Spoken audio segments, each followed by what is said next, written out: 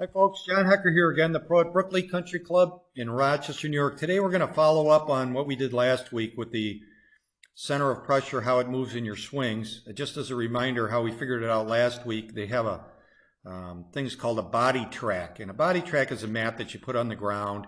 It has sensors on it, and it can be really helpful if you're trying to figure out what a tour pro is doing in their swing, where the weight or pressure is moving in their swings. So maybe you can figure out how this might help you. So last week, as I said, we did a driver. Today we're doing an iron with Francisco Molinari.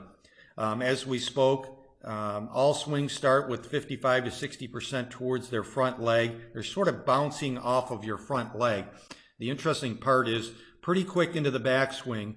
When your left arm gets parallel to the ground, you've basically moved your center of pressure to 65 to 70% towards your right foot.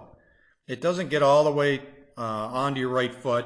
I'll try to mark a little line there, somewhere in there, so because there isn't as much lateral motion in an iron swing as there might be with a driver, because you're trying to stay on top of the ball to hit the ball in the ground, where a driver you're trying to hit up in the air.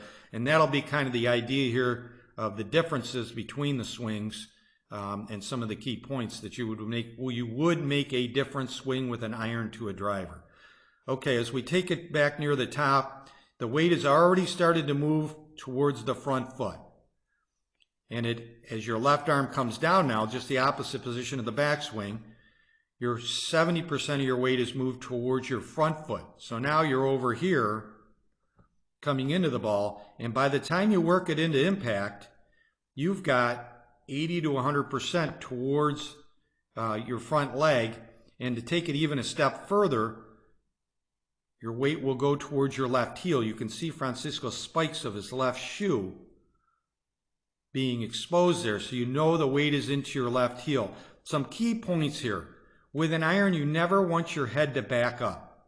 We'll see this happen with sometimes younger players where they have a sense of creating power, and they'll sort of jump up like you're supposed to with the driver and move back like we talked about last week to launch it up in the air.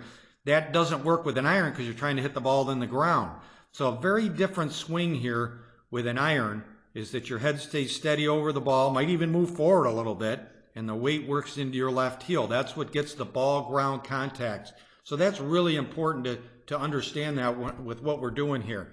Some other things that you want to consider. Terry Hashimoto from BodyTrack has done some really nice stuff in getting some norms. He's videoed a lot of tour players, or he's got a lot of tour players on the BodyTrack. And as you can see his notes here, the pressure starts to 55 to 60% on the front leg. As we get into the left arm parallel, you can see that it works a different amount to your trail leg, and that's important to understand. So there'll be more pressure moving to your back foot with the driver than there certainly would be with a wedge. And then as you get towards impact, you can see where the weight has moved into the left heel. So that's really important to understand if you can get that into your left heel.